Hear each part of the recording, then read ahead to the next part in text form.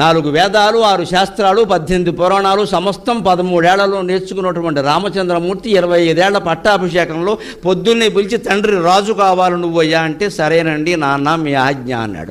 రాత్రి పిలిచింది 3వ తల్లు, నువ్వు కాదురా రాజువి, మా అబ్బాయి రాజు, నువ్వు వనవాసానికి వెళ్ళాలంటే సరేనమ్మా మీ ఇష్టం అన్నాడు. అది విద్య, త్యాగం విద్య. నువ్వు కలెక్టర్ అవ్వడం, డాక్టర్ అవ్వడం, యాక్టర్ అవ్వడం, రియాక్టర్ అవ్వడం ఇది పెద్ద విషయం కాదు. ఇది ఏదో ఒకటి అవుతావు. ఇది అవ్వాలేని లక్ష్యం కాదండి. ఏం చెయ్యాలి అది అయ్యి అది చూసుకోండి ముందే. అప్పుడు కూడా సుఖంగా ఉండాలంటే ఆ సుఖానికి పునాది ఇక్కడి నుంచి వేసుకోవాలి. మనశ్శాంతి ఒక్కటే సుఖం మనకి.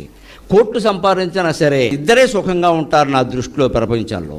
తిన్న అన్నం 2 గంటల్లోగా అరిగిపోయేవాడు, పడుకున్న వెంటనే 5 నిమిషాలు గుర్రు పెట్టేవాడు. వీళ్ళిద్దరిని ఇచ్చిన అదృష్టవంతులు ఇంకెవరు లేరు. ఈ రెండూ లేనప్పుడు నువ్వు ఎంత సంపాదించినా ఒకటే, ఎంత పీఠంలో ఉన్నా ఒకటే. పడుకోగానే నిద్ర పట్టదు, తిన్నది అరగదు, పొద్దున్న 20 బిళ్ళలు, సాయంత్రం 20 బిళ్ళలు. దేనికి నీ బతుకు ఇక్కడ? బిళ్ళలకు అంకితమైంది బతుకు. పిల్లలకు అంకితం కావాల్సిన బతుకు బిళ్ళలకు అంకితమైంది. ఇంతే సరిపోతుందండి. ఎందుకు సంపాదించడం? దీనికోసం అనవసరంగా.